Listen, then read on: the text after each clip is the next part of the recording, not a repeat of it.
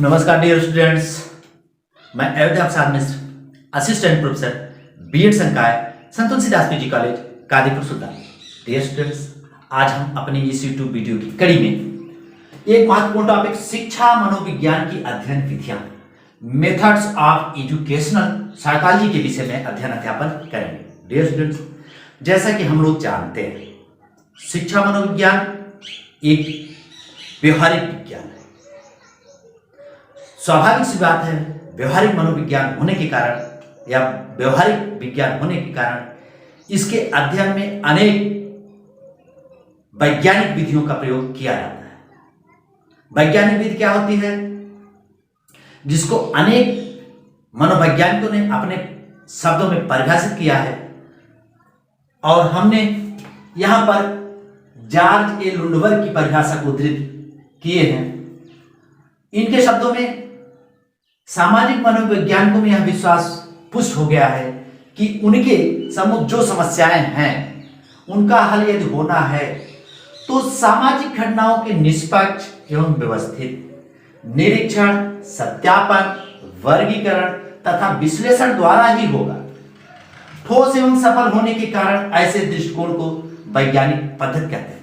कहने का तात्पर्य वैज्ञानिक विधि वह है जिसमें किसी समस्याओं या घटनाओं के निष्पक्ष, व्यवस्थित निरीक्षण, सत्यापन, वर्गीकरण तथा विश्लेषण द्वारा ही निष्कर्ष निकाला जाता है और ये सब जो शर्तें फॉलो करते हैं उसी को वैज्ञानिक विधि या वैज्ञानिक पद्धति के नाम से जाना जाता है। डियर स्टूडेंट्स, वैज्ञानिक विधि या वैज्ञानिक परीक्षण की कुछ विशेषताएं होती हैं। जिन विधियों में या जिन वैज्ञानिक विधियों या परीक्षणों में वह विशेषताएं पाई जाती हैं उसी को हम वैज्ञानिक विधि कहते हैं। नंबर 1, विश्वसनीयता, यथार्थता, विशुद्धता, वस्तुनिष्ठता और निष्पक्षता। कहने का तात्पर्य ये 4-5 पॉइंट जिस विधि या परीक्षण में पाए जाते हैं उसी को हम वैज्ञानिक विधि या परीक्षण की विशेषता के नाम से भी जाना जाता है। डियर स्टूडेंट्स, हमको यहाँ पर इसमें ज़्यादा नहीं पढ़ना है, इसके लिए अगले वीडियो में हम चर्चा करेंगे।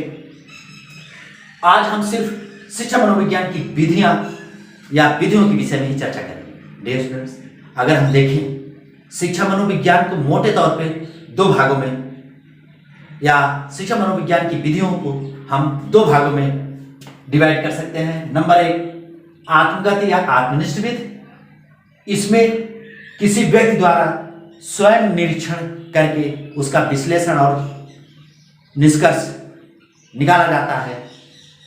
और वस्तुनिष्ठ विधि, जिसे हम ऑब्जेक्टिव मेथड भी कहते हैं, इसे वस्तुगत विधि के नाम से भी जाना जाता है। इस विधि में एक व्यक्ति द्वारा दूसरे व्यक्तियों के बारे में देख करके या आंकड़ों को इकट्ठा करके विश्लेषण करके निष्कर्ष निकाला जाता है। कहने का तात्पर्य इसमें एक व्यक्ति दूसरे व्यक्ति के बारे में निर्णय या निष्कर्ष निकालता है। इस विधि में आत्मगत या आत्मनिष्ठ विधि, जिसे सब्जेक्टिव मेथड के नाम से भी जाना जाता है, इसमें स्वयं अपने बारे में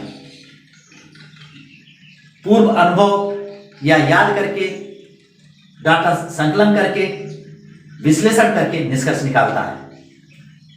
आत्मगत या आत्मनिष्ठ विधि को भी 2 भागों में बांटा गया है। अंतर्दर्शन या आत्मनिरीक्षण, इंट्रोस्पेक्टिव मेथड, गाथा वर्णन एनेक्डोटल मेथड।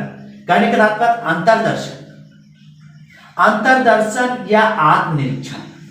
अंतर्दर्शन का तात्पर्य होता है जब अपने आप या अपने अंदर स्वयं को देखना। आत्मनिरीक्षण का तात्पर्य होता है शाब्दिक अर्थ जब अपना स्वयं निरीक्षण करना, जिसे अंग्रेजी में to look within, to look within या सेल्फ ऑब्जर्वेशन, सेल्फ ऑब्जर्वेशन कहते हैं। स्वयं जब व्यक्ति अपने मन और मस्तिष्क द्वारा अपना निरीक्षण करता है उसके बाद निष्कर्ष निकालता है, इस विधि को हम आत्मदर्शन या आत्मनिरीक्षण विधि कहते हैं। आज ये वैज्ञानिक विधि के रूप में इसको मान्यता नहीं प्राप्त है, फिर भी ये प्राचीन और परंपरागत परीक्षण विधि थी। इसके प्रमुख समर्थकों में इंग्लैंड के जॉन लॉक, जर्मनी के विलियम वुंट और उनके शिष्य टिचनर हैं। लॉक ने ही कहा था,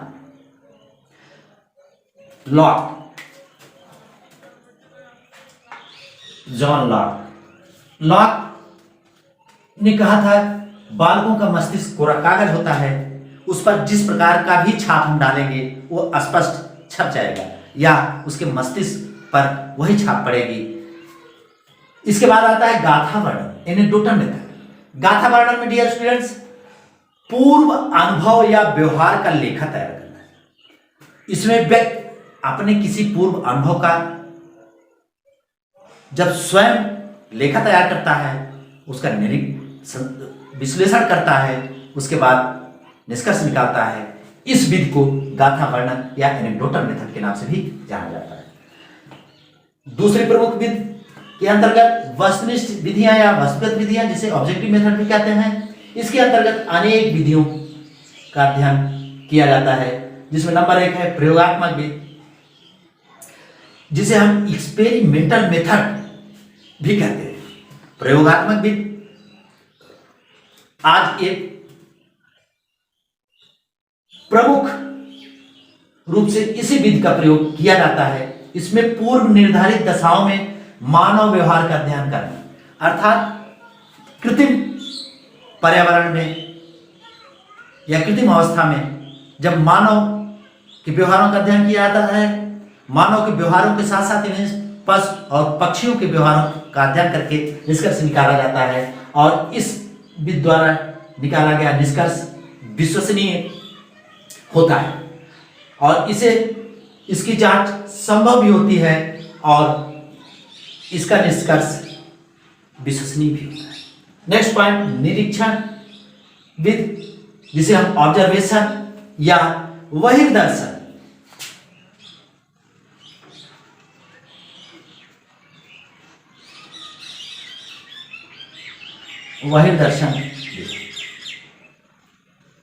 निरीक्षण विद ऑब्जर्वेशन मेथड या बहिर्दर्शन विद, जिसके प्रमुख समर्थकों में या प्रतिपादक जेबी वाटसन है। जेबी वाटसन को माना जाता है और जेबी वाटसन ही वह मनोवैज्ञानिक हैं जिन्होंने कहा था हमको 1 दर्जन बालक दे दीजिए, किसी को हम डॉक्टर, किसी को वैज्ञानिक, किसी को इंजीनियर, किसी को शिक्षक, किसी को चोर और किसी को डाकू बना देंगे। इसलिए इंपॉर्टेंट की दृष्टि से जेबी वाटसन का ये कथन 1 दर्जन बालक दीजिए, हम किसी को डॉक्टर, इंजीनियर, चोर, डाकू बना देंगे, इनका कथन बहुत महत्वपूर्ण है और ये प्रमुख प्रतियोगी परीक्षाओं में पूछा भी जा चुका है और पुनः पूछा भी जाएगा। इस निरीक्षण विधि में प्रयोग या जो प्रयोग करता होता है किसी व्यक्ति, बालक का दूर से बैठकर निरीक्षण करता है और आंकड़ा इकट्ठा करता है, तत्पश्चात सांख्यिकीय विश्लेषण करके निष्कर्ष निकालता है। और वह दर्शन या निरीक्षण विधि भी 2 प्रकार से किया जाता है। एक औपचारिक निरीक्षण, जिसे हम फॉर्मल ऑब्जर्वेशन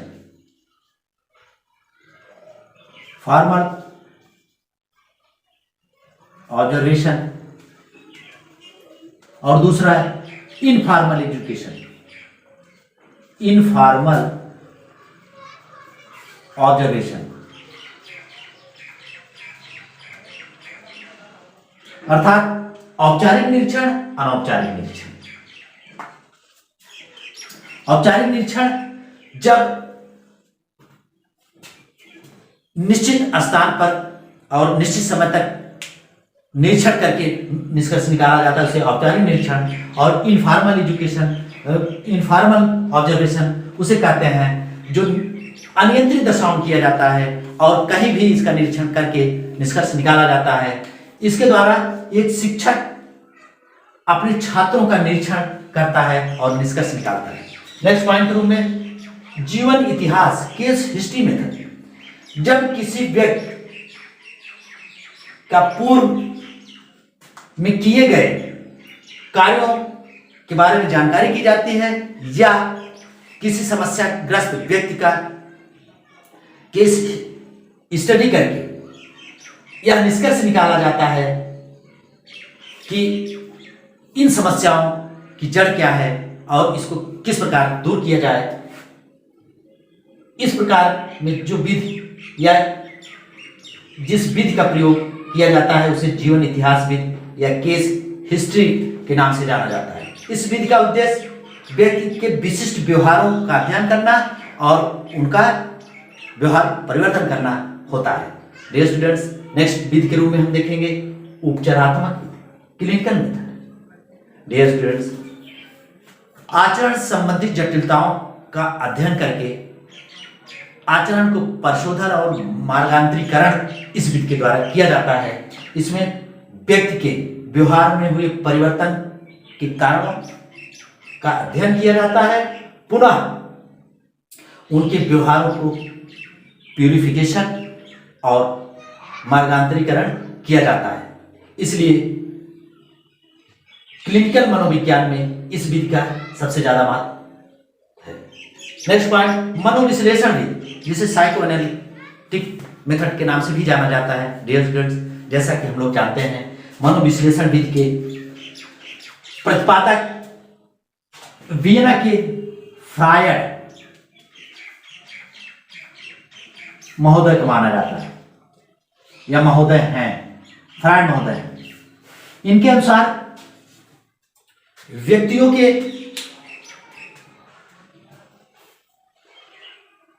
के अंदर अचेतन मन पाया जाता है और अचेतन मन का उस पर बहुत प्रभाव होता है।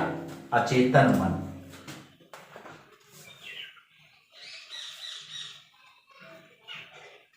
अचेतन मन, अचेतन मन वह पुंज होता है जो व्यक्ति के अतृप्त इच्छाओं की, एक प्रकार से देखा जाए जो व्यक्ति के अतृप्त इच्छाएं होती हैं जिसको वो किसी कारणवश, चाहे सामाजिक डर, भय, लाज या परिवार के कारण उनकी इच्छाओं की पूर्ति नहीं हो पाती है, ऐसी अतृप्त इच्छाओं का पुंज अचेतन मन के रूप में रहता है और एक बराबर क्रियाशील भी रहता है और समय और अवसर आने पर ये क्रियाशील हो जाता है या इसका विस्फोट हो जाता है, जिसमें व्यक्ति में अनेक अव्यवहारिक परिवर्तन आ जाते हैं। इसलिए इस विधि द्वारा, मन विश्लेषण विधि द्वारा अचेतन मन का अध्ययन करके व्यक्ति के व्यवहारों को मार्गांतरीकरण करते हैं। नेक्स्ट पॉइंट, परीक्षण विधि, टेस्ट मेथड। परीक्षण विधि के द्वारा विभिन्न व्यक्तियों की विभिन्न मानसिक योग्यताओं का अध्ययन किया जाता है, जिसके अंतर्गत बुद्धि परीक्षण, व्यक्तित्व परीक्षण, बुद्धि परीक्षण, बुद्धि परीक्षण, व्यक्तित्व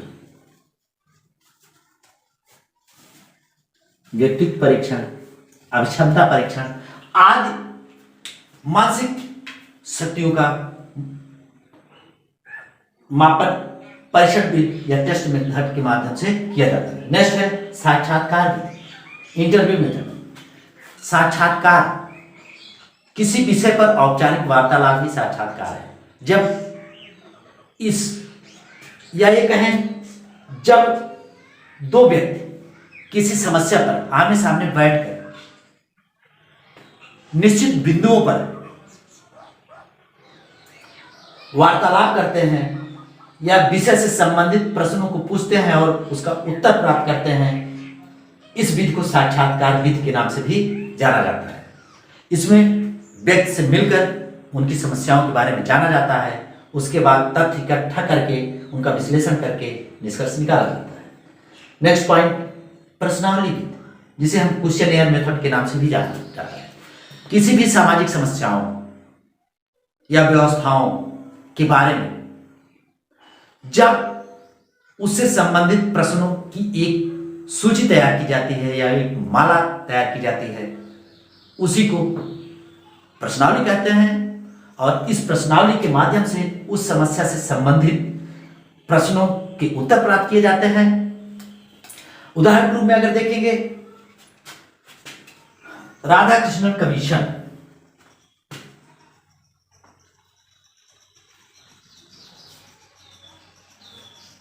राधाकृष्णन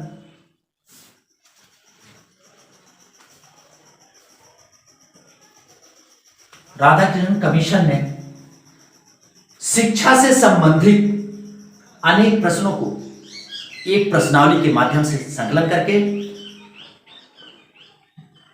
देश में ही दूर दूर शिक्षा से संबंधित अधिकारियों,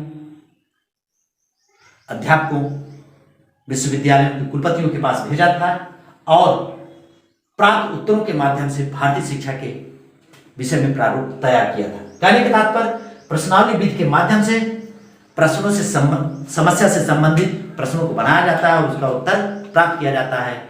ये आमने सामने प्रत्यक्ष और या ये कहें अप्रत्यक्ष दोनों माध्यम से उत्तर प्राप्त किया जाता है। डियर स्टूडेंट, आज की वीडियो बस इतना ही। नेक्स्ट अगले वीडियो। धन्यवाद।